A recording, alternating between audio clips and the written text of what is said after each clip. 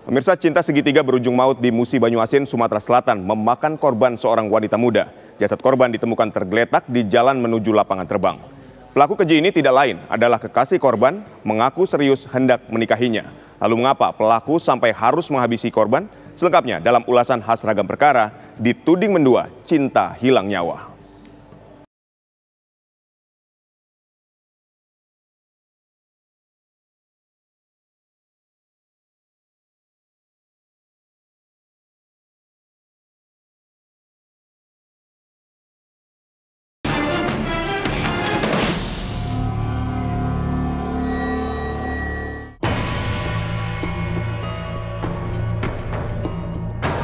Cinta, begitu nama wanita muda yang ditemukan tewas mengenaskan ini. Di tubuh korban ditemukan luka tusuk di perut dan dada serta luka gorok di bagian leher. Saat ditemukan, jasad warga Jalan Laut Komplek DC, Kelurahan Serasan Jaya, Musi Banyuasin, Sumatera Selatan ini tergeletak di tengah jalan. Persisnya di jalan menuju lapangan terbang Sekayu. Pemeriksaan mendalam lantas menyebutkan bila korban adalah korban tewas dibunuh oleh kekasihnya sendiri yang bernama Hervendi. Hervendi merupakan warga desa Rantau Sialang, Kecamatan Sungai Kerung. Sebelum kejadian itu, Hervendi dan Cinta telah berpacaran selama sekitar 7 bulan. Hervendi pun telah mengungkapkan keseriusannya untuk menikahi Cinta. Kamu telah berapa lama hubungan sama dia itu? Lebih kurang 6-7 bulan. Sama 7 bulan. Terus rencananya mau nikah? Nikah. Mana itu? Rencananya sampai di mana nikah? Nah, rencananya itu hari Lebaran aku menghadap wong tuanya itu kan. Nah, pokoknya secepatnya kalau baca nikah itu. Dia mau katanya. Entah setan apa yang merasuki. Saat keduanya berboncengan sepeda motor hendak ke rumah Hervendi, di tengah jalan keduanya terlibat cekcok. Pemicunya karena Cinta menerima telepon dari seseorang dengan nada bicara menggoda. Hervendi yang dibakar cemburu serta merta menuding Cinta memiliki pria pujaan lain selain dirinya. Hervendi yang gelap mata lantas mengambil pisau dari dalam jok sepeda motornya dan kemudian menganiaya korban hingga tewas. Tahunya sebelum Lebaran dia berubah tingkah sampai nyeleweng itu kan. Aduh, coba lain intinya ya. Mana waktu pas kilap itu yang di tempat kejadian itu? Nah itulah dia teleponan sayang-sayang kan. Kalau sayang kita ketemuan tempat biasa supaya petang katanya kan.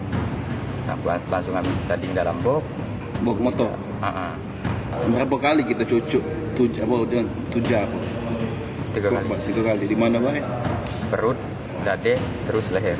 Ini korban dijemput oleh tersangka untuk diajak rencana mau diajak sarapan pagi. Namun di sampainya di Lapter, si korban ada telepon dari cowok. Dan mungkin karena si tersangka ini cinta mati dengan korban, jadi si korban ini langsung ditusuk perutnya yang pertama, yang kedua dadanya, dan untuk memastikan sudah mati atau belum, si tersangka menggorok leher korban. Ada beberapa tipe kejahatan ya, ataupun kejahatan-kejahatan dilakukan oleh seorang individu itu lebih bersifat reaktif gitu terhadap adanya impuls-impuls tertentu dalam lingkungan sekitar dia gitu. Nah, ini bisa kita sebut juga sebagai impuls negatif gitu ya. Tadi seperti misalnya dia merasa diselingkuhi atau misalnya merasa dihina dan lain sebagainya, sehingga individu itu jika dirinya itu tidak bisa mengkontrol ataupun tidak memiliki kemampuan untuk menyelesaikan permasalahan tersebut secara sesuai dengan norma yang diakui oleh masyarakat misalnya, itu bisa muncul tindakan-tindakan penyimpangan dan pada taraf tertentu bahkan bisa kita sebut sebagai kejahatan, misalnya membunuh, ya, melakukan kekerasan ataupun membunuh misalnya seperti itu. Meski menuding Cinta telah menduakannya, namun Hervendi sendiri sejatinya belum pernah melihat langsung pria yang disebut-sebut sebagai idaman lain sang korban. Ini pula yang kerap menyulut cemburu buta hingga berujung maut. Sampean tahu dah cowok lanang itu? Aku sudah pernah ketemu apa belum? Aku tidak tahu. Tidak tahu. Udah lewat telepon saya tahu. Lewat telepon pokoknya sayang-sayang gitu kan. Sudah berapa kali kamu dengar sayang-sayang itu? Ada kalau 4-5 kali. Dalam motor? Yang jelas. Mulai dari motor sampai ke akhir waktu ku hilap.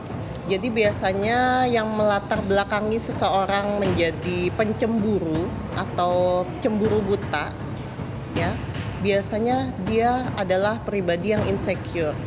Dia merasa tidak berdaya, dia merasa tidak bisa berharga apabila pasangannya selingkuh dalam pikirannya. Bisa juga karena pengalaman dari masa lalunya dia. Misalnya dia pernah mengalami pengkhianatan, sehingga ketika bersama pasangan dia yang sekarang, dia masih dihantui oleh bayang-bayang pasangan dia yang dulu. Ini hanya pemikiran dari si pelaku saja yang merasa bahwa apa yang dia pikirkan itu adalah hal yang benar. Tapi kalau kita minta data-data secara akurat, itu mungkin dia tidak bisa menjabarkannya secara rasional.